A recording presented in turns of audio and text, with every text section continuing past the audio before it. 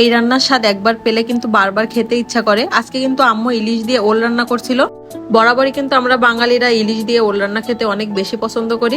তো ভাবলাম সেই ছোটখাটো একটা ভিডিও আজকে আপনাদের সাথে শেয়ার করি। সো হ্যালো এভরিওয়ান, কি অবস্থা সবার? আশা করি সবাই খুব ভালো আছেন। এই যে আম্মু আজকে বাজার থেকে অনেকগুলা ইলিশ মাছ কিনে নিয়ে আসছিল, তার ভিতর থেকে এই দুইটা মাছ আম্মু আজকে দুপুরে আমাদেরকে ওল দিয়ে রান্না করে দিবে। আম্মু উঠানে নিয়ে চলে আসলো মাছগুলাকে কাটার জন্য। আমি কিন্তু ইলিশ মাছ খেতে তেমন একটা পছন্দ করি না, কিন্তু ইলিশ মাছের মাথাটা খেতে আমার কাছে খুব ভালো লাগে। এজন্য ইলিশ মাছের সব মাথা কিন্তু আম্মু আমাকেই দেয়। আম্মু এখানে উঠানে বসে বসে মাছগুলাকে সব কেটে নিচ্ছিল, আর সাইডে একটা বিড়াল এসে মাছের আষ্টে তারপরে ময়লা এগুলা খাচ্ছিল। এটা কিন্তু ডিমওয়ালা ইলিশ, একদম অনেকটা ডিম হয়েছে মাছের পেটে। আম্মু নাকি ডিমের কথা শুনেই মাছ দুইটা আজকে কিনছিল। ইলিশ দিয়ে ওল রান্না খেতে কিন্তু সবারই খুবই ভালো লাগে, আর এখন তো ওলের সিজন, এখন সবার বাড়িতে হচ্ছে ইলিশ দিয়ে ওলটা রান্না হবে। আর বাজারে গেলে তো যেদিকে তাকাবো সেদিকে শুধু ওল বিক্রি করতেছে। তো আম্মু কিন্তু দুইটা মাছই সুন্দরভাবে কেটে নিচ্ছিল।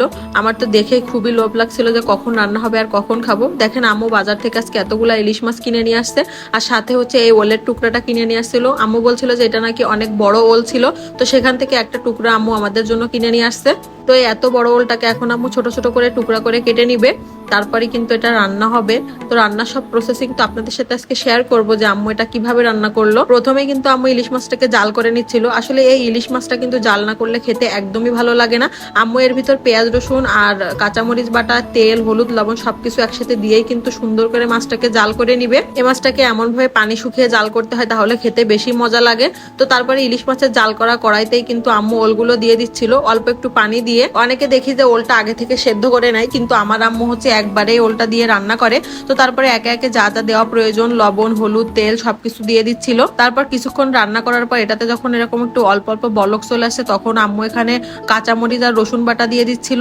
আম্মু কিন্তু এভাবেই রান্না করে, আর এভাবে রান্না করলে খেতে কিন্তু অনেক মজা লাগে। অনেকে দেখি যে কষিয়ে রান্না করে, মানে প্রথমে পেঁয়াজ, মরিচ, রসুন সবকিছু একবারে ভেজে নেয় তারপরে ওলটা দেয়। কিন্তু আম্মু বলে যে আগে থেকে অল্প একটু পানি দিলে তাহলে মানে এটার স্বাদটা একদম অথেন্টিক থাকে। তো এই ওলটাকে কিন্তু একদম পাতলা পাতলা করে ঝোল করে রান্না করতে হয়, তাহলে খেতে মজা লাগে। এটা গাঢ় হয়ে গেলে কিন্তু খেতে ভালো লাগে না।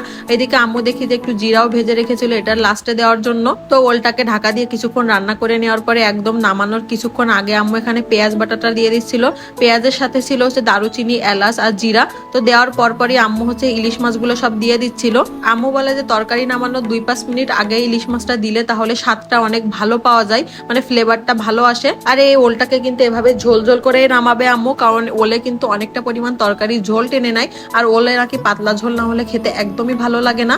আমার কাছে তো ভীষণ মজা লাগে এই তরকারিটা খেতে। তো এই যে আম্মুর রান্না তো প্রায় ডান। আম্মু হচ্ছে যে একদম লাস্টে তরকারির উপরে ভাজা